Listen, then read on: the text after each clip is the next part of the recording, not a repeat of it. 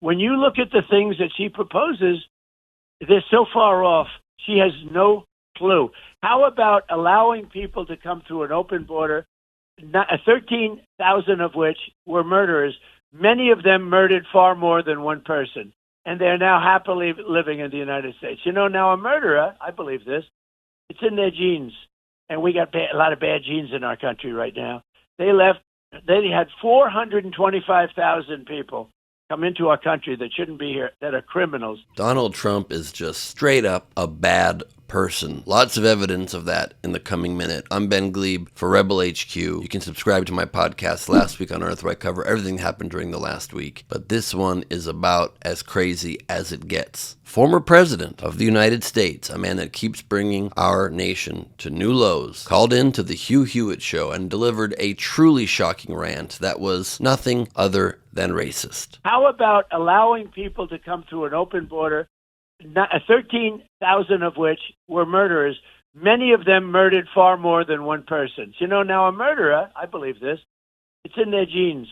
And we got a lot of bad genes in our country right now. During the segment, he repeated a false claim about migrants convicted of murder, claiming that the unfortunately large numbers of people with criminal pasts that are here were all let in under the Biden-Harris administration, when in fact, many of them were let in during his administration. Many of them were let in during Obama, and many of them were let in during Bush. We have a border problem. It needs to be fixed. Lying and pretending that it's all on Biden-Harris is disingenuous enough. But then saying that it is the genes of people that make them criminals, that make them murderers, is the same obsession with genes, the same rhetoric of genetic purity that Trump has always been obsessed with, that is not backed by fact, but is simply backed by a further and the lowest and dirtiest example of trying to and being willing to divide people in the most gross ways possible. He's repeated time and again his obsession with his own genes, how he thinks his success is largely because of his pure genes. Here's a passage from The Intelligencer, an article back in 2020 that said the following. Trump brings up his belief in genes over and over. I have a certain gene, he told CNN in 2010. I'm a gene believer. Hey, when you connect two racehorses,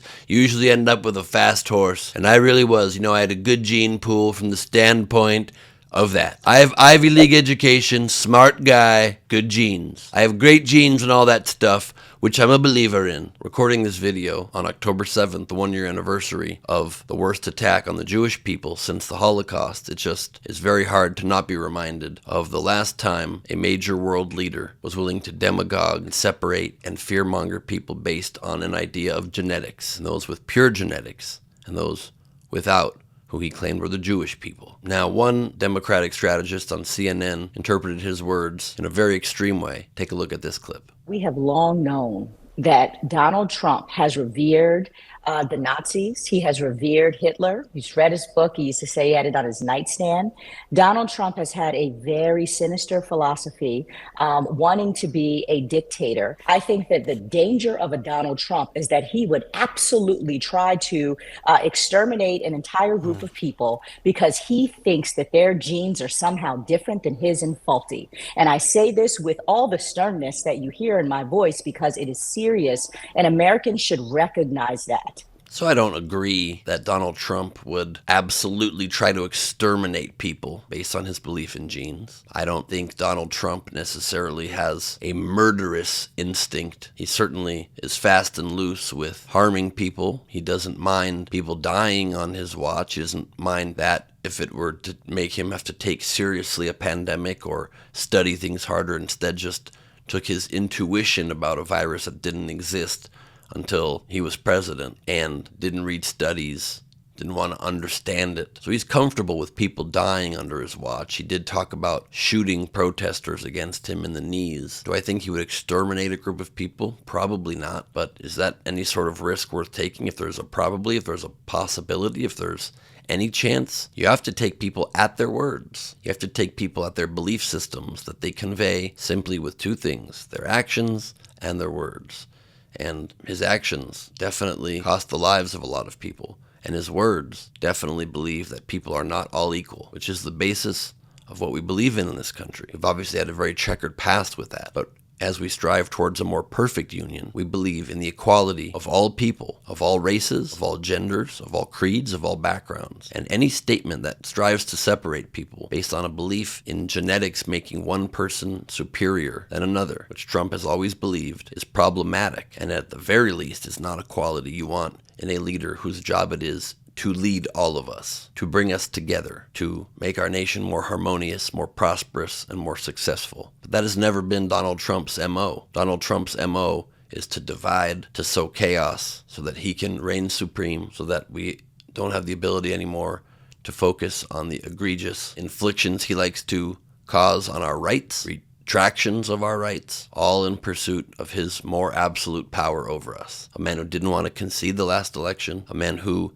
he and his vice president, J.D. Vance, his vice presidential candidate, are not making clear that they will even concede this election, because obviously they won't if they lose. And so let's just pray that they do, because the election is too important. It doesn't matter in this election if you love Kamala Harris and Tim Walz. It doesn't matter if they're your perfect candidates. It doesn't matter if you disagree with them on certain issues. I certainly do. It's just about basic right and wrong, the basis of what our country is based upon, our foundational principles and our aspirations to always improve and support one another and be one nation, indivisible. And you can't be indivisible when the man you elect to lead you is constantly dividing. So let's hope that on election day, people turn out in record numbers. Let's hope you can still register if you're in a state that still allows it. Many states allow same-day registration. And please vote by mail or in person. Encourage your friends, your family, your social media followers to vote, because it's far too important. And if you want a leader to just slide into office who's going to divide us because he thinks he has better genes than you or better genes than anybody else, well then, God help us all. I'm Ben Gleib for Rebel HQ. You can subscribe to my podcast, Last Week on Earth, and follow me on social media, @Ben Gleib. Thank you.